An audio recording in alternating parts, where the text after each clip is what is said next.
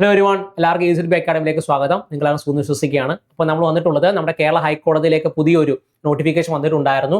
അപ്പോൾ ഒരുപാട് സംശയമാണ് സിലബസ് എന്തായിരിക്കും എന്നുള്ളത്. അപ്പോൾ നമ്മൾ ഇന്നത്തെ വീഡിയോ ഡിസ്കസ് ചെയ്യാൻ പോകുന്നത് നമ്മുടെ കേരള ഹൈക്കോടതിയിലേക്കുള്ള എക്സാമിന്റെ സിലബസ് എന്തെല്ലാമാണെന്നുള്ളതാണ്. ഓക്കെ, അപ്പോൾ ആദ്യം തന്നെ നോക്കിയാൽ നമ്മുടെ കേരള ഹൈക്കോടതിയിലേക്ക് വന്നിട്ടുള്ള നോട്ടിഫിക്കേഷൻ അവിടെ ചൂടെ നൽകിയിട്ടുള്ളത്. അതിനകത്ത് നൽകിയിട്ടുണ്ട് the applications are made from the qualified Indian candidates എന്ന് പറഞ്ഞുകൊണ്ട് നൽകിയിട്ടുണ്ട്.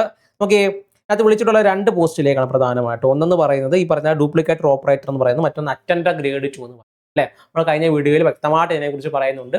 കാണാത്തവരാണെങ്കിൽ ഒന്ന് പോയി കാണാം. നമ്മുടെ EasyBay അക്കാഡമിയുടെ നമ്മുടെ ചാനലിൽ കിടക്കുന്നുണ്ട്. ഓക്കെ, നിങ്ങൾ നോക്കിയാൽ മതി. നമ്മുടെ ഈ പറയുന്ന ഹൈക്കോടതി അസിസ്റ്റന്റ് നോട്ടിഫിക്കേഷൻ വന്നപ്പോൾ ഇതിനെക്കുറിച്ച് നമ്മൾ പോയിട്ടുള്ളതാണ്. പ്രത്യേകിച്ച് മറ്റു കാര്യങ്ങളൊക്കെ ഡീറ്റെയിൽ ആയിട്ട് അതിനകത്ത് പറഞ്ഞിട്ടുള്ളതാണ്. ഓക്കെ, അപ്പോൾ അതിനകത്ത് ഇത് 10ാം ക്ലാസ് ലെവൽ എക്സാമിനേഷൻ ആണ്, 10th ലെവൽ എക്സാമിനേഷൻ ആണ് ഇതെന്ന് പറയുന്നത്. ഈ പറയുന്ന ഡ്യൂപ്ലിക്കേറ്റർ ഓപ്പറേറ്റർ എന്ന് അറ്റൻഡർ ഗ്രേഡ് 2 എന്ന് പറയുന്ന രണ്ട് തസ്തികയിലേക്ക്. ഒന്നെന്ന് പറഞ്ഞാൽ 19/2025, മറ്റൊന്ന് 20/2025 രണ്ട് നോട്ടിഫിക്കേഷൻ ആണ് എന്ത് ചെയ്തത് ഇപ്പോൾ വന്നിട്ടുള്ളത്. ഓക്കെ, അതിനകത്ത് ഒന്ന് 25,100 വരെയുള്ള സാലറി സ്കെയിലുള്ള ഡ്യൂപ്ലിക്കേറ്റർ ഓപ്പറേറ്റർ തുടങ്ങുന്ന സ്റ്റാർട്ടിംഗ് ശമ്പളമാണ് കേട്ടോ. അടുത്തത് അറ്റൻഡർ ഗ്രേഡ് 2 24,400 എന്ത് ചെയ്യുന്നത് നൽകിയിട്ടുള്ളത്. ഓക്കെ, അത് ഈ വേക്കൻസി ആണ്, നിങ്ങൾ ആരും പേടിക്കേണ്ട ആവശ്യമില്ല. കാരണം വേക്കൻസി എന്ത് ചെയ്യും, കൂടാൻ ഇനി സാധ്യത ഉണ്ടെന്നുള്ളതാണ്. ഓക്കെ, വേക്കൻസി എന്ത് ചെയ്യും, ഇനി എന്താണ് കൂടാൻ വേണ്ടിയിട്ടുള്ള സാധ്യത അവിടെ കാണുന്നുണ്ട്. ഓക്കെ, കാരണം ഒരു പർട്ടിക്കുലർ ആയിട്ട് ഒരു വേക്കൻസി മാത്രം വന്നിട്ടുള്ളതല്ല. എന്ത് ചെയ്യും, അതിനകത്ത് ഇനി റിപ്പോർട്ട് ചെയ്യുന്നതനുസരിച്ച് എന്ത് ചെയ്യും, വേക്കൻസികളകത്ത് വ്യത്യാസം വരും എന്നുള്ളതാണ്. ഓക്കെ, അപ്പം ഇത് സിലബസ് നോക്കുകയാണെങ്കിൽ, ഓക്കെ, അതിന്റെ മോഡ് ഓഫ് സെലക്ഷൻ ആദ്യം പറയുകയാണെങ്കിൽ ആദ്യം ഒരു എക്സാമിനേഷൻ കാണും. എക്സാമിനേഷൻ ശേഷം എന്ത് ചെയ്യും, ഒരു ഇന്റർവ്യൂ കണ്ടക്ട് ചെയ്യുന്നതാണ്. ഓക്കെ, അപ്പം ഇതിന്റെ ഫൈനൽ എന്താണ് റാങ്ക് ലിസ്റ്റ് പബ്ലിഷ് ചെയ്യുമ്പോൾ ഈ പറയുന്ന ഇന്റർവ്യൂവിനകത്ത് കിട്ടിയിട്ടുള്ള മാർക്കും കൂടെ 10 മാർക്കും കൂടെ കൂട്ടിയിട്ടായിരിക്കും എന്ത് ചെയ്യുന്നത്, ഈ പറയുന്ന റാങ്ക് ലിസ്റ്റ് പബ്ലിഷ് ചെയ്യുന്നത്.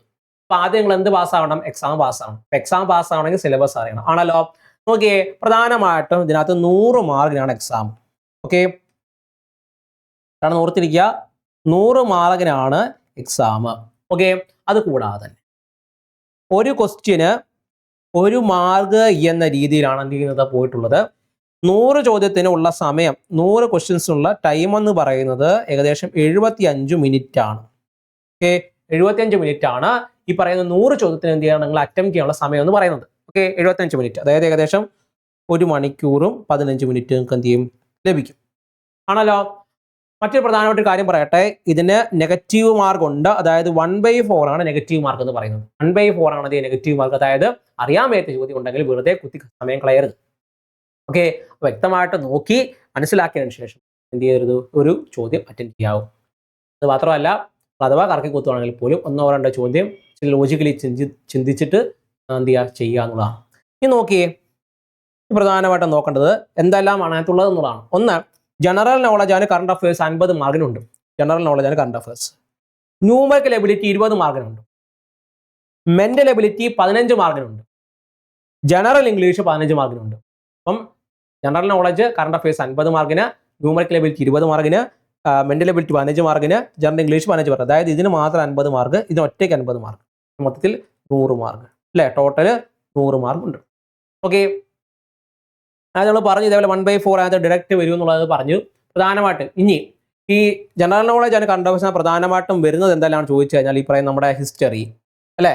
ഓക്കെ, നമ്മുടെ ഹിസ്റ്ററിയും അതേപോലെ തന്നെ നമ്മുടെ ജോഗ്രഫി അല്ലേ, geography, economics, science and technology അല്ലേ, സയൻസ് ആൻഡ് ടെക്നോളജി, അവാർഡുകൾ ഉണ്ടല്ലോ, നമ്മുടെ അവാർഡുകൾ, അതേപോലെ തന്നെ international and national days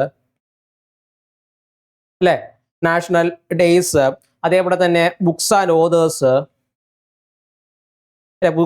authors, അതേപോലെ തന്നെ പ്രധാനമായിട്ട് ഈ പറയുന്ന എന്താണ് ന്യൂസ്, ഇന്റർനാഷണൽ ന്യൂസിനകത്ത് വന്നിട്ടുള്ള അല്ലേ, ഇന്റർനാഷണൽ ആൻഡ് നാഷണൽ ന്യൂസുമായിട്ട് ബന്ധപ്പെട്ട് കിടക്കുന്നത് അല്ലേ. അതേപോലെ അവാർഡുകൾ, പഠിക്കേണ്ട അവാർഡുകൾ പഠിക്കണം, ഇന്റർനാഷണൽ ഡേയ്സ് പഠിക്കണം, കറണ്ട് അഫയേഴ്സ് എന്ത് ചെയ്യണം, നിങ്ങൾ നോക്കിക്കൊണ്ട് പോകേണ്ടതായിട്ടുണ്ട്. ഇത്രയാണ് പ്രധാനമായിട്ട് എന്തിനകത്ത് വരുന്നത്. പിന്നെ സ്പോർട്സ് അല്ലേ, സ്പോർട്സ് ഇതെല്ലാം എന്തിനകത്ത് വരും, ഈ പറയുന്ന ജനറൽ നോളജ് ആൻഡ് കറണ്ട് അഫയേഴ്സിനകത്ത് വരും. ഇനി നിങ്ങൾ ജനറൽ ഇംഗ്ലീഷ് നോക്കുകയാണെങ്കിൽ അത് ഈ പറയുന്ന sporting error, idioms, sentence arrangement, okay, അതേപോലെ തന്നെ fill in the blanks, സിനോണിമ, ആന്റോണിമ,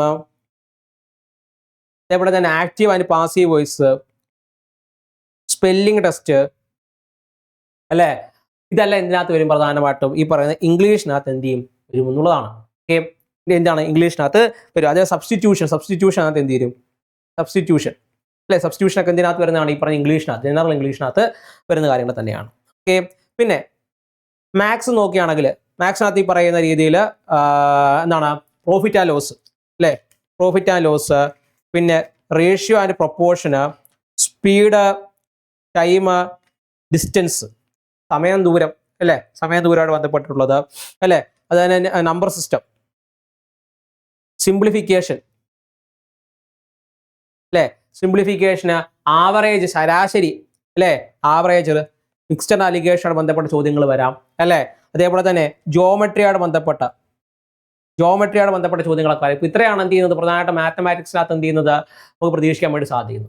okay, മറ്റൊന്ന് ഈ പറയുന്ന റീസണിങ് ആണ്. ഓക്കെ, റീസണിങ് എന്ന് പറയുന്ന ഭാഗത്ത് നിന്നും, ഓക്കെ, റീസണിങ് ഉള്ള ഭാഗത്തിനകത്ത് ഈ പറയുന്നതെല്ലാം നോക്കിക്കൊണ്ടാണ് പോകാം കേട്ടോ പരീക്ഷകൾക്ക്. റീസണിങ് ഭാഗത്താണ് പ്രധാനമായിട്ട് ഈ പറഞ്ഞ verbal and non verbal reasoning ഉണ്ടല്ലോ, നോൺ വെർബൽ റീസണിങ്ങിനകത്ത് എന്ത് ചെയ്യാം നമുക്ക് ചോദ്യങ്ങൾ പ്രതീക്ഷിക്കാൻ വേണ്ടി സാധിക്കും. കോഡിങ് ആൻഡ് ഡീകോഡിങ് അല്ലേ, ചില നമ്പറുകൾ അതിനുശേഷം കോഡ് ചെയ്ത് തരാറുണ്ടല്ലോ, അത്തരത്തിലുള്ളത്. അത് തന്നെ നമ്പർ സീരീസുകൾ, ലെറ്റർ സീരീസുകൾ അല്ലേ, അത് സർക്കുലർ അറേഞ്ച്മെന്റ്, പസിൽ ടെസ്റ്റുകളുണ്ടല്ലോ, പസിൽ ടെസ്റ്റ് അല്ലേ, അതുപോലെ ലോജിക്കൽ റീസണിങ് വരുന്ന ടെസ്റ്റുകളുണ്ടല്ലോ, ലോജിക്കൽ റീസണിങ് വരുന്ന ടെസ്റ്റുകൾ അല്ലേ. അതേപോലെ തന്നെ എന്താണ് റാങ്ക് ആൻഡ് ഓർഡർ അല്ലേ, എന്നീ ചോദ്യങ്ങളൊക്കെ എന്തിനകത്ത് വരാം, ഈ പറഞ്ഞ റീസണിങ്ങിനകത്ത് നമുക്ക് എന്തിനു വേണ്ടി പ്രതീക്ഷിക്കാൻ വേണ്ടി സാധിക്കുമെന്നുള്ളതാണ്. ഓക്കെ, അപ്പൊ നമ്മൾ മാത്സ് പറഞ്ഞു, കണക്ക് അല്ലെ, മാത്സ് പറഞ്ഞു, അതേപോലെ തന്നെ റീസണിങ്ങിനകത്ത് നിന്ന് വരുന്ന പ്രധാനപ്പെട്ട ഭാഗങ്ങൾ ഇതെല്ലാം ഡിസ്കസ് ചെയ്തു. ജനറൽ ഇംഗ്ലീഷിനകത്ത് നിന്ന് വരുന്ന ചോദ്യങ്ങൾ, ഇംഗ്ലീഷിന് അതേപോലെ തന്നെ GK അല്ലെ, GK ഭാഗങ്ങളിൽ നിന്നൊക്കെ വരുന്ന ചോദ്യങ്ങൾ ഇതാണ് ഈ ഒരു ഭാഗങ്ങളിൽ നിന്നായിരിക്കും. അതായത് മൊത്തത്തിൽ നമ്മൾ നോക്കുകയാണെങ്കിൽ എന്താണ് ഒരു 100 മാർക്കിന് ചോദ്യം 1/4 നെഗറ്റീവ് ഉണ്ട്, 75 മിനിറ്റ് ആണ് എന്ത് ചെയ്യുന്നത് ആകെ നിങ്ങൾ എന്ത് ചെയ്യേണ്ടത് കിട്ടുന്ന സമയം എന്ന് പറയുന്നത്. അതിനുള്ളിൽ മാക്സിമം മാർക്ക് എന്ത് ചെയ്യുക സ്കോർ ചെയ്യുക. ഈ സ്കോർ ചെയ്യുന്ന അടിസ്ഥാനപ്പെടുത്തിയിട്ടും അത് കൂടാതെ തന്നെ 10 മാർക്ക് ഇന്റർവ്യൂ കൂടെ കൂട്ടിയതിനു ശേഷമാണ് എന്ത് ചെയ്യുന്നത് റാങ്ക് ലിസ്റ്റ് എന്ത് ചെയ്യുന്നത് പബ്ലിഷ് ചെയ്യുന്നത്. അപ്പോൾ നിങ്ങൾ എന്ത് ചെയ്യണം, ഇതെല്ലാം നോട്ട് ചെയ്ത് വെച്ചുകൊണ്ട് എന്ത് ചെയ്യണം, ശേഷമായിരിക്കണം പഠിക്കാനിരിക്കേണ്ടത്. ഓക്കെ, തീർച്ചയായിട്ടും 10ാം ക്ലാസ് ലെവലുള്ള എക്സാമിനേഷൻ ആണ്. അതുകൊണ്ട് അത്ര വലിയ കടികട്ടി ചോദ്യങ്ങൾ നമുക്ക് എന്ത് ചെയ്യേണ്ട പ്രതീക്ഷിക്കേണ്ടതാണ് വിശ്വസിക്കുന്നത് അല്ലേ. ആ ക്ലാസ് ലെവൽ ആയതുകൊണ്ട് തന്നെ പറയുന്ന നിങ്ങൾക്ക് വലിയ കട്ടികളൊന്നും ചെയ്യുന്നില്ല, ചോദ്യങ്ങളും വരില്ല എന്നാണ് നമുക്ക് എന്ത് ചെയ്യുന്നത് പ്രതീക്ഷിക്കാൻ വേണ്ടി സാധിക്കുന്നത്. അപ്പം അതെന്ന് പറഞ്ഞ് ഈസി ആയിട്ട് പഠിക്കരുത്. ഓക്കെ, വളരെ അർപ്പണ ബോധത്തോടുകൂടി എന്ത് ചെയ്യുക, നിങ്ങൾ പഠിക്കാൻ വേണ്ടി ശ്രമിക്കുക എന്നുള്ളതാണ്. ഓക്കെ, അതുകൂടാതെ തന്നെ ഡിഗ്രിക്കാർക്ക് അപ്ലൈ ചെയ്യാൻ പറ്റുമെന്നുള്ളൊരു സംശയം ചോദിച്ചിട്ടുണ്ടായിരുന്നു. പ്രധാനമായിട്ട് നോട്ടിഫിക്കേഷനകത്ത് ഡിഗ്രിക്കാർ അപ്ലൈ ചെയ്യരുത് എന്നും പറഞ്ഞ് നൽകിയിട്ടില്ല. ഓക്കെ, അതായത് ഡിഗ്രിക്കാർക്ക് അപ്ലൈ ചെയ്യാൻ വേണ്ടി സാധിക്കും എന്നുള്ളതാണ്. അവർക്ക് പ്രത്യേക റെസ്ട്രിക്ഷൻസ് ഒന്നും ചെയ്യുന്നില്ല, അവിടെ നൽകിയിട്ടില്ല. ചില എക്സാമിനേഷൻസ് ഉണ്ട് അല്ലേ, ചില എക്സാമിനേഷൻ നമ്മൾ അപ്പിയർ ചെയ്യുമ്പോൾ ഡിഗ്രി വേണോ എന്നൊക്കെ എന്ത് ചെയ്യുന്നുണ്ട് പറയാറുണ്ട്. പക്ഷേ ഇതിനകത്ത് ഡിഗ്രി ഉള്ളവർ അപ്ലൈ ചെയ്യരുതെന്നും എന്ത് ചെയ്യുന്നില്ല, നൽകിയിട്ടില്ല. അപ്പോൾ അതുകൊണ്ട് ഡിഗ്രിക്കാർക്ക് എന്ത് ചെയ്യാൻ വേണ്ടി അപ്ലൈ ചെയ്യാൻ വേണ്ടി സാധിക്കും എന്നുള്ളതാണ്. ഓക്കെ, അപ്പോൾ നിങ്ങൾ എന്ത് ചെയ്യുക, അപ്ലൈ ചെയ്യാത്തവരുണ്ടെങ്കിൽ പെട്ടെന്ന് എന്ത് ചെയ്യുക അപ്ലൈ ചെയ്യാൻ വേണ്ടി ശ്രമിക്കുക എന്നുള്ളതാണ്. അപ്പോൾ ഇതിനൊക്കെ വേണ്ടി തയ്യാറെടുക്കുന്നവരാണ് നിങ്ങളെങ്കിൽ നമ്മൾ ഇപ്പം ഹൈക്കോടതി അല്ലേ, ഹൈക്കോടതിയിൽ നമ്മുടെ 10ാം ക്ലാസ് ചോദ്യം വന്നിട്ടുള്ള ഈ നോട്ടിഫിക്കേഷൻ ഇപ്പം ഡ്യൂപ്ലിക്കേറ്റർ ഓപ്പറേറ്റർ അറ്റൻഡർ എന്നൊക്കെ വേണ്ടിയിട്ട് നമ്മൾ കോഴ്സ് പ്രൊവൈഡ് ചെയ്യുന്നുണ്ട്. ഓക്കെ, നിങ്ങൾക്ക് തീർച്ചയായിട്ടും നമ്മുടെ കോഴ്സിലേക്ക് എന്ത് ചെയ്യാൻ ജോയിൻ ചെയ്യാൻ വേണ്ടി സാധിക്കും. നമ്മൾ ഈ പറഞ്ഞ ഈ സിലബസ് ഓറിയന്റഡ് ആണ് നമ്മൾ ക്ലാസ്സുകളൊക്കെ നൽകുന്നത്. കൂടാതെ എക്സ്പെർട്ട് ഫാക്കൽറ്റീസിന് നിങ്ങൾക്ക് സപ്പോർട്ട് എപ്പോഴും ഉണ്ടായിരിക്കും. ഡെയിലി പ്രാക്ടീസ് ടെസ്റ്റും അതിന് കൂടാതെ തന്നെ മോക്ക് ടെസ്റ്റുകൾ. ഓക്കെ, എല്ലാ ദിവസവും പഠിച്ചതിന് ശേഷമുള്ള മോക്ക് ടെസ്റ്റുകൾ, പ്രാക്ടീസ് ടെസ്റ്റുകൾ അതിൻ്റെ ഭാഗമായിട്ട് എന്ത് ചെയ്യും നൽകി വരുന്നുണ്ടെന്നുള്ളതാണ്. അപ്പോൾ നിങ്ങൾ പ്രധാനമായിട്ടും പഠിച്ചാൽ മാത്രം അതിന് വേണ്ടിയുള്ള എല്ലാ സഹായങ്ങളും നമ്മുടെ ഭാഗത്ത് നിന്ന് നമ്മൾ പ്രൊവൈഡ് ചെയ്യുന്നുള്ളതാണ്. ഓക്കെ, നിങ്ങൾക്ക് എന്ത് ചെയ്യാം വിശ്വസിച്ച് ജോയിൻ ചെയ്യാൻ വേണ്ടി സാധിക്കും. ഓക്കെ, അപ്പോൾ എങ്ങനെ ജോയിൻ ചെയ്യാൻ ചോദിച്ചു കഴിഞ്ഞാൽ AZB അക്കാഡമിയുടെ ആപ്പ് പ്ലേ സ്റ്റോറിലും ആപ്പ് സ്റ്റോറിൽ അവൈലബിൾ ആണ്. ആപ്പ് ഡൗൺലോഡ് ചെയ്തതിനു ശേഷം കോഴ്സ് പർച്ചേസ് ചെയ്യാം. അതല്ല ആപ്പായിട്ട് ബന്ധപ്പെട്ട കോഴ്സായിട്ട് ബന്ധപ്പെട്ട എന്ത് സംശയം ഉണ്ടായാലും താഴെ കാണുന്ന നമ്പറിൽ വിളിച്ച് എന്ത് ചെയ്യാൻ കോൺടാക്ട് ചെയ്യാൻ വേണ്ടി സാധിക്കുന്നതാണ്.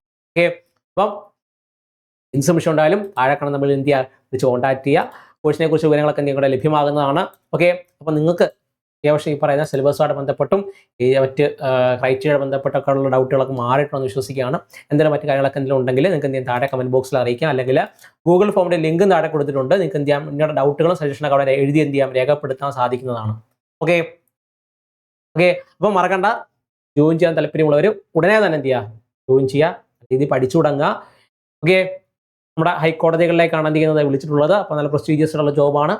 ഓക്കെ, അപ്പോൾ എല്ലാവർക്കും